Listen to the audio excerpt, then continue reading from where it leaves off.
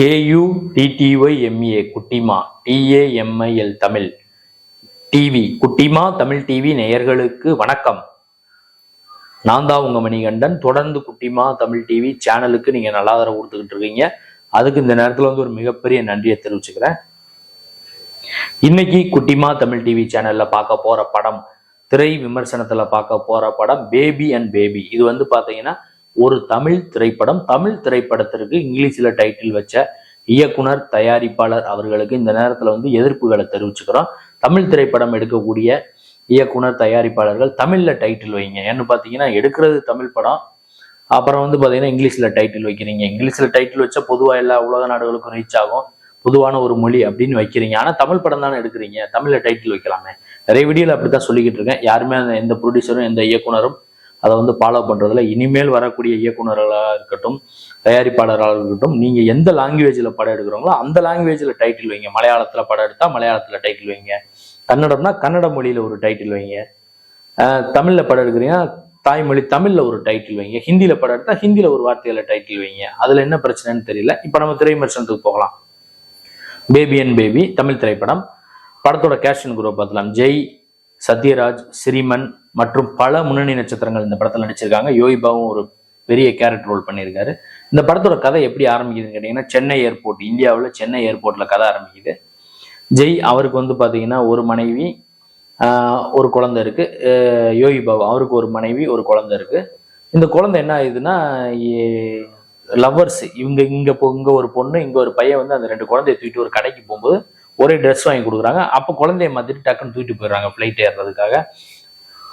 ஜெயோட family பார்த்தீங்கன்னா இங்கே கோயம்புத்தூர் போகிறாங்க, இவங்க மதுரைக்கு போகிறாங்க.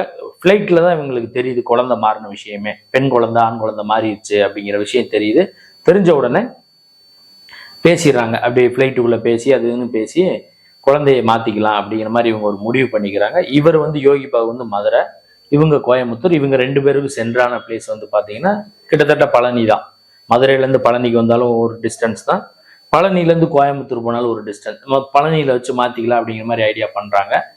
அங்கே பார்த்தீங்கன்னா சத்யராஜ் ஃபேமிலி வெயிட் பண்ணுறாங்க. ஜெயோட அப்பா அவர் குழந்தைக்காக வெயிட் பண்ணிட்டு இருக்காரு. இங்கே இளவரசு வெயிட் பண்ணிட்டு இருக்காரு. இந்த குழந்தைய வச்சு மேனேஜ் பண்ணுறாங்க.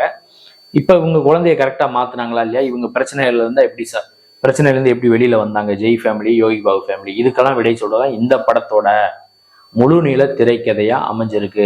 இந்த படத்துல மைனஸ் பாயிண்ட்ஸை முதல்ல பார்க்கலாம். அதாவது குழந்தை மாறிடுச்சு ஒரு இடத்துல, அதாவது ஏர்போர்ட்டுக்குள்ளதான் மாறுது. அப்படிங்கும்போது குழந்தைய ஒரு நாள் 2 நாள் 3 நாள் கழிச்சு மாத்திக்கலாம்னு சொல்றது அது தப்பா இருக்கு. ஏன்னா ஒரு லக்கேஜ் மாதிரி இருந்தா பரவாயில்ல. ஒரு குழந்தைங்கிறது ஒரு சென்சிட்டிவான ஒரு விஷயம், ஒரு உயிர்.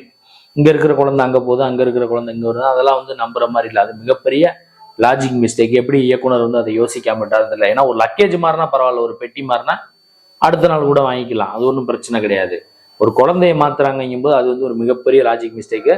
அதை எப்படி இயக்குனர் யோசிச்சாரா என்னன்னு தெரியல, இல்லை அசிஸ்டன்ட் டைரக்டர்ஸ் இல்லை கோ டைரக்டர்ஸ் கதை டிஸ்கஷன் பண்ணாங்களான்னு தெரியல. அது மிகப்பெரிய லாஜிக் மிஸ்டேக். ஏன்னா அந்த மிஸ்டேக்கோட தான் அந்த படமே ஆரம்பிக்குது. அது மிகப்பெரிய மைனஸ்.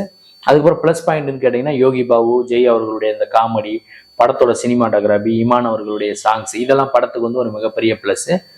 படம் பார்த்தீங்கன்னா கிட்டத்தட்ட ஒரு 2.25 மணி நேரம் இருக்குன்னு நினைக்கிறேன். 2.25 மணி நேரத்துல கிட்டத்தட்ட ஒரு 1.25 மணி நேரம் சிரிப்பு வருது. நானே ப்ரிவியூ ஷோ பார்க்கல, தியேட்டர்ல தான் போய் ஆடியன்ஸோட பார்த்தேன்.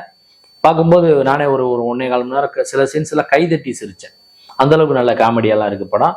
இருந்தாலும் அந்த லாஜிக் மிஸ்டேக் இருக்கு, அது மிகப்பெரிய மைனஸ். ஓவராலா பார்க்கும்போது இந்த பேபி அண்ட் பேபி திரைப்படம் எப்படி இருக்குன்னு கேட்டீங்கன்னா, ஓகே, ஒரு தடவை பார்க்கலாம். நீங்க லாஜிக்கெல்லாம் மறந்துட்டு சிரிக்கணும்னா பக்கத்துல இருக்க தியேட்டர்ல இந்த படம் ஓடிச்சுன்னா போய் பாருங்க. படம் ஓகே, ஒரு தடவை பார்க்கலாம்.